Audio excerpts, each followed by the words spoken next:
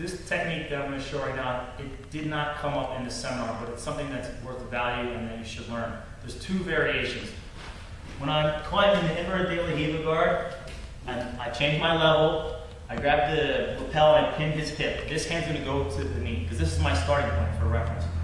What Michael's doing now is, I would consider the right thing, because I'm putting a lot of pressure on his knee. He's going to want to grab my wrist and get the cross grip so he can pull me off balance.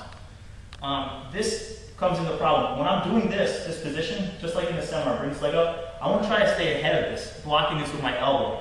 When he gets inside here, and my hand's on the outside, I can either change the angle all the way, like some Paulo approach, by coming this way and then switching it this way.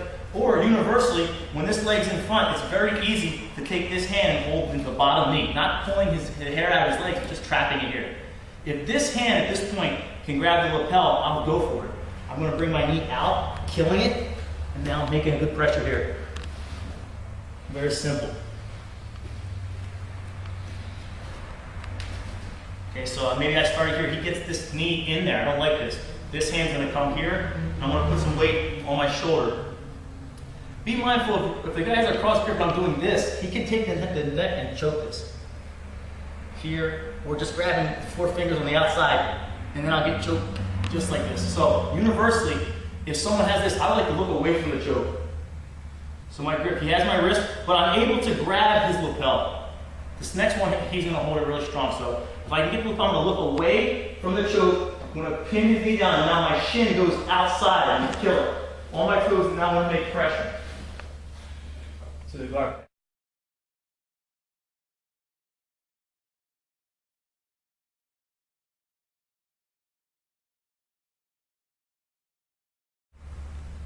On this variation, this time I do the same thing. I'm trying my best to be in front of his leg, but he gets it in front of me. Good, just like this. What I'm looking to do now is the same thing. I'm going to try to bring this hand here and hold his lapel, but he's nullifying it. I cannot, his arm's locked out straight, I cannot grab his, let go please. I cannot grab his lapel. So when this happens, go ahead please. I'm going to start here. The only thing I can grab is he's pushing it towards my groin. I'm going to grab the top of his knee here, just like this. Now, same thing, I'm going to come inside and hold both knees. I'm going to make good pressure. This technique, I'm not going to go around towards his head. I'm going to redirect his leg. So I'm going to get to this position, come over top of it, pull my weight, and now I'm going to kill his shin. Boom. I'm going to get to here. Now here's where it gets interesting. If I go this way, he's going to fight. I got to step over his legs this way. And if I just let go of his legs, he's going to recover his guard. He'll hip out. Yeah, that's not good. So, same thing.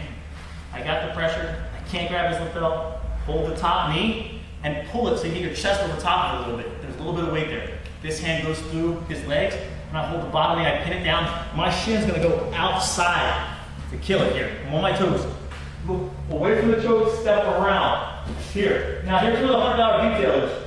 As I pass, I'm going to pull his legs up and put them underneath this leg here, like a table. Now I'm controlling his hips because he can't put this foot to the mat and hip out. Good. I'm going to hold around his legs. This hand comes out, and now I have a good control to pass. When you're practicing this, do this in the steps because you need to walk around his legs and then control them. You can't just do this fast, just go from one side to the other because the guy will put his foot on the mat, hip out, recover the guard. One more time.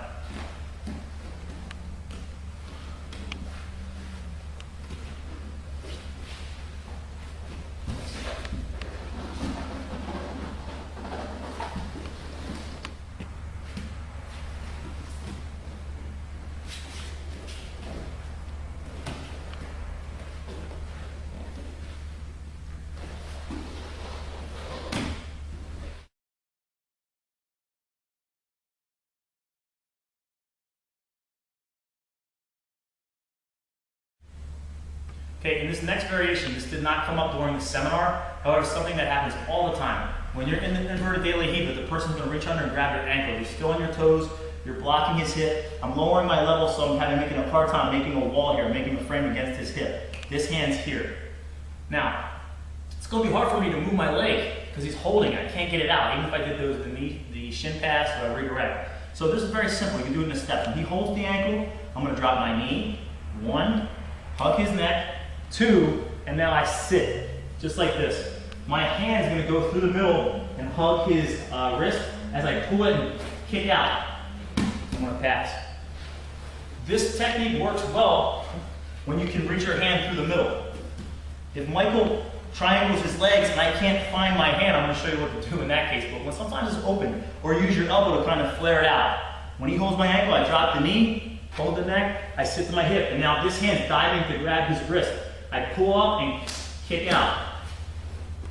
And it works magically. If the person is really, really triangling his legs here, and I cannot put my hand in the middle, even when I do this, like you'll know. Very simple. I take his knee and I just stretch it out. Okay? Now I can drop, hold the wrist, kick out. So create a little bit of a leverage. Don't push, kind of extend your arm and just lean into it.